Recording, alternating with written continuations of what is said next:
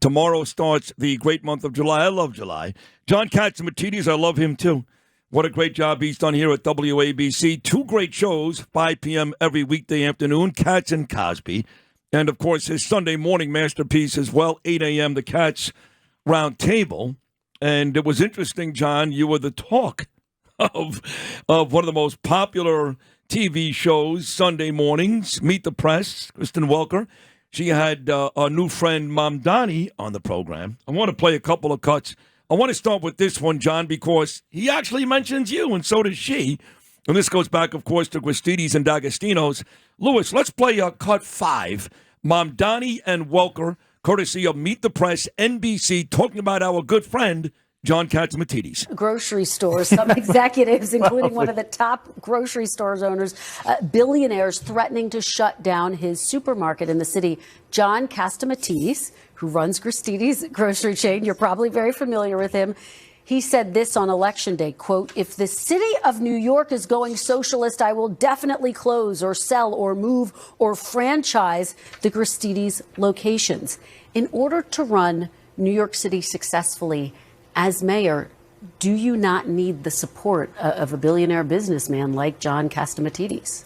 I don't know if I need his support specifically, but I want to make clear that my vision for this city is a vision for every single New Yorker, including business leaders across the city. And the reason I say that is that my proposals, even the ones to increase the top corporate tax rate of New York to match that of New Jersey, are ones that would also benefit those business leaders. Because when I have conversations with them, what I also hear is the just how expensive this city is preventing them from attracting and retaining the talent they need to grow their business.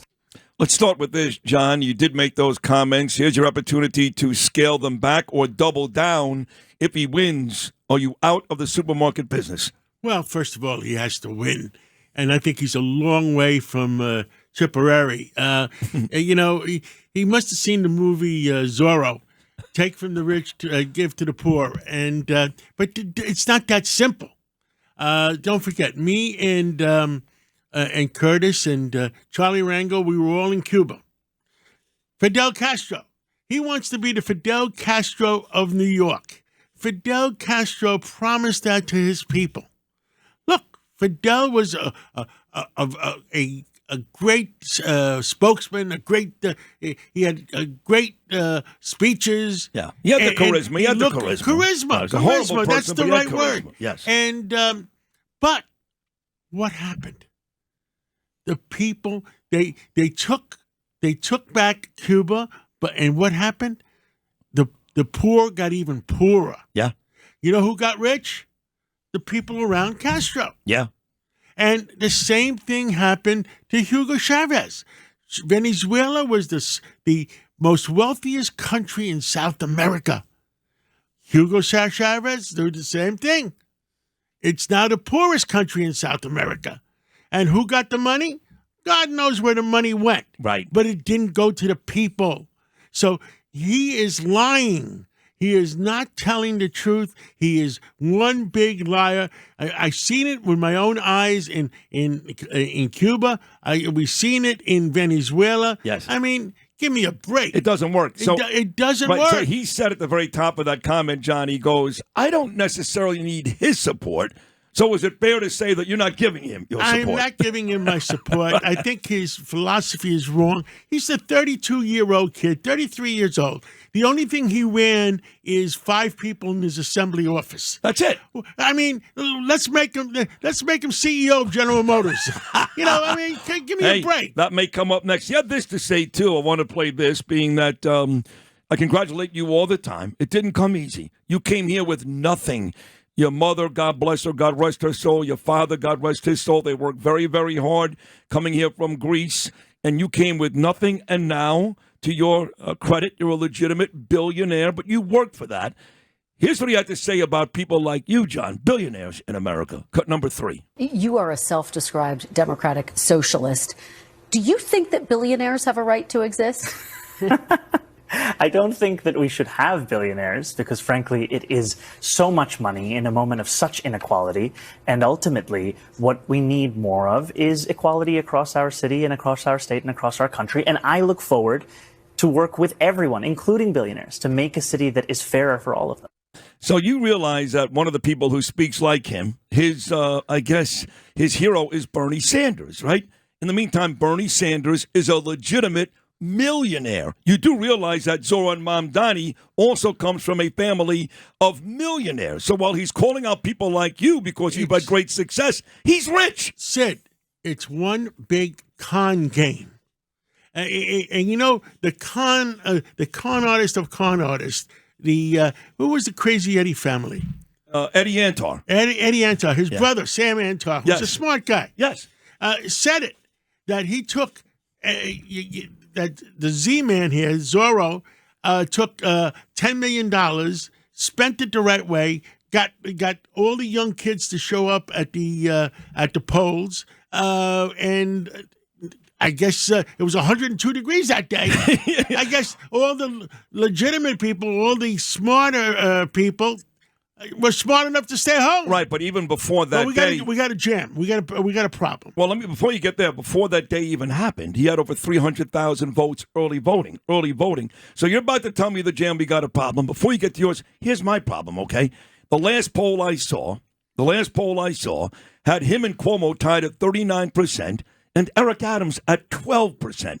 27 points behind. On the so same my problem poll, is Curtis was 1.5%. Well, forget about but Curtis. That doesn't mean anything. Forget about polls. Don't mean anything. Well, you say that, but the day that Mamdani won, that morning he woke up in the polls leading Cuomo, and he did beat Cuomo. So the question is, can anybody really beat this guy? Can anybody really beat Mamdani? I think it's a matter of time. I think this guy. I'm sure the movement that's behind him. There's a movement behind him. It doesn't happen by itself. And I am sure that whether it's the FBI or whatever federal sources will investigate and try to find out. So you know what I tell all my friends? Let things sort themselves out. Wait a week, stay calm, and you never know what happens. You're not panicking. I'm not panicking. So what's our big problem you're about to tell me then? The big problem is that things happen. And they happened with the 102-degree weather. Things happen. You got Curtis, who I love, and I interviewed Curtis yesterday too, and I heard it. It was very good. And I got him in the Hill newspaper that we used to own. And there's Cuomo, who's very qualified, and you got Eric Adams, who the president of the United States has been helping clean up New York. Well, he says helping, but he has not endorsed him. He's not endorsed anybody. And I talked to the president last week, and I said, what should we do? He says, keep doing what you're doing. That's all he said. That's what he says. Because he says, no matter who's mayor, I got to work with them, right? I mean, look, President Trump is not stupid. He knows as much as he improved in New York State, his numbers in New York City were not very good. So he knows that an endorsement of Mayor Eric Adams in a mayor's race may not be great for Eric. So that's why the president may be staying away. I think we just let things ride for a week or two and see which way we're going. But I think this guy, Z-Man, or whatever we're going to call him, Zorro, take from the rich, give to the poor. I like Z-Man, yeah. So if he wins, though, okay? Yeah. You are the consummate New Yorker. I think if he wins, we have we have the sheriff in Washington. Don't forget, Trump is not going to allow stupid things to happen. He can't help it, though. I love Trump. No, he doesn't have the power in this city that we think he does. He doesn't. You've got the mayor. You've got the city council. Hopefully a Republican like Stefanik wins or Lawler, the gubernatorial. But if not, John, if this guy wins, he's surrounded by Democrats. We're not living in Nassau County. You know what I can't believe? And I texted one of my friends that's a big union leader yesterday. 2 unions endorsed him. 32BJ and where was the other one? HLT or something? Yeah. Yes. I saw the same thing. HTC. But the same thing's going to happen to them. They're going to be unions that the union leaders do what they do, but the members are smarter than the union leaders. Look what happened with the Teamsters. With Trump. 90% of the Teamsters voted for Trump. The union leaders were sitting there with their thumbs up their rear. How many phone calls have you gotten, honestly, in the last couple of weeks when Mamdani started to gain on Cuomo. And since Mamdani won, how many phone calls have you gotten when people said, John, reconsider? I know you did it in 2013. We need you now. Well, I got a lot of those phone calls. Yeah. Have you even thought about it? Was it even... No, because it's too late to run for mayor. Too late. Yeah. You never know what else. I mean, I always said we always have one good race left, but it's got to be the right situation. So you wouldn't jump in. But you're getting a lot of those panic phone calls. A lot of those panic phone calls. But look, New York is the greatest city in the world. Trump, God saved America through Donald Trump. Right. So God is going to save New York City. So even if Mamdani wins, and I'm fast forwarding 4 months, which is silly, we got a long way to go. You're 100% right. But even if Mamdani wins, you are still not packing up shop and moving to St. Petersburg. No, there's a lot of investigations on to find out who is Zohran. And you think one of those may work? You never know. I love you. God, I love you. Just the sound of that makes me happy. Can we deport him? He's an American citizen. We can't do that. Listen, if he's hanging out with the wrong people, Yeah. you never know what's going to happen. All right. There you have it. That's why you have to listen to John Catsimatidis, whether it's 5 o'clock every weekday afternoon alongside Rita Cosby, or, of course, 8 o'clock every Sunday morning with his own show, Cat Roundtable. One more, don't leave yet. The big, beautiful bill. So we're waiting on phone calls here from Rick Scott and Bernie Moreno, but they were up all night. You know that. They went to bed about 4 o'clock in the morning. Do you expect that bill will pass today? I expect the bill to pass. President Trump has put his foot down on it. Senator Tillis says he threatened Senator Tillis. Senator Tillis says he might not run again. Well, it is what it is. Well, he's not going to run again because Trump threatened him. Yeah, you know what you need in this world? You need leadership. And that's what Trump is providing, leadership. He's not walking around like he says, this is the way we're going. And the reason I talked to Trump last week, I said, which way you want me to go? You actually asked him that. Yeah. You're talking about the mayor's race specifically. Yes. And you're not going to tell me. No, he said, do what you're doing. So he didn't say Adams? He didn't say anybody. Oh, he didn't say anybody. Okay. Did you tell him who you were leaning towards? I always do. You always do. And there was no response, just... Let's see what happens. Let's see what happens. You know, but I do think that President Trump should assign the Department of Justice just to make sure that this guy is... Sure. How did the Jews say it? Kosher. Kosher. I like that. Are you already starting to align with a gubernatorial candidate, whether it's Stefanik or Lawler or Blakeman, or not yet? Well, I'm happy that Governor Hochul has not endorsed the Zorro. She's like the only one who hasn't yet. He hasn't. I'm disappointed that President Clinton, but I'm not sure he did it. I'm not sure if it's one of his staff people, because it's not the President Clinton I know.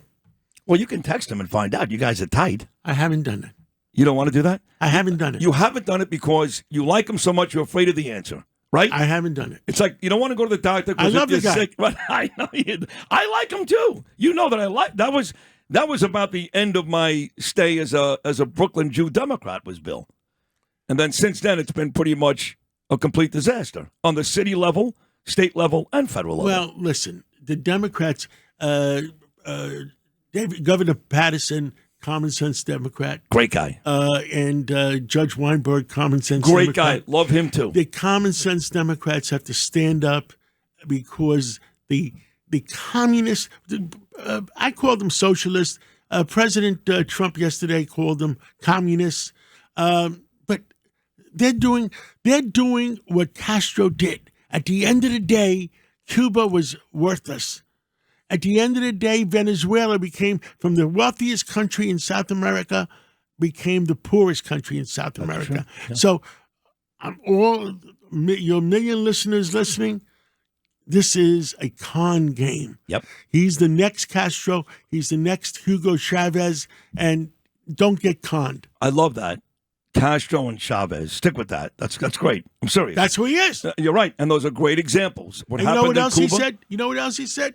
He says, I'm going to take back all the companies in New York, just like Chavez and just like Castro. Yeah. They took the companies back for the government to run them. Yeah. You know what happens when the government run them? Yeah, no money. I mean, when New York State was running OTB, even OTB Didn't make money. What bookie you know ever went bankrupt? I know, you're right. That's a great example, too, OTB. You're right. As a little boy, my dad would take me in just for the big races on Kings Highway. I never saw a group of worse-looking people, John, in my whole life. OTB. Hey, that is a great segment today. Thank you for... How was your weekend in the Hamptons? I had the grandson. And You did? J3. And let me tell you something. It makes... Someday you're going to realize it. That grandson or granddaughter, that grandson makes a big difference in putting a smile on your face. It does, right? Because at the end of the day... Well, I'm sorry, Bill O'Reilly. I just used that at the end of the day.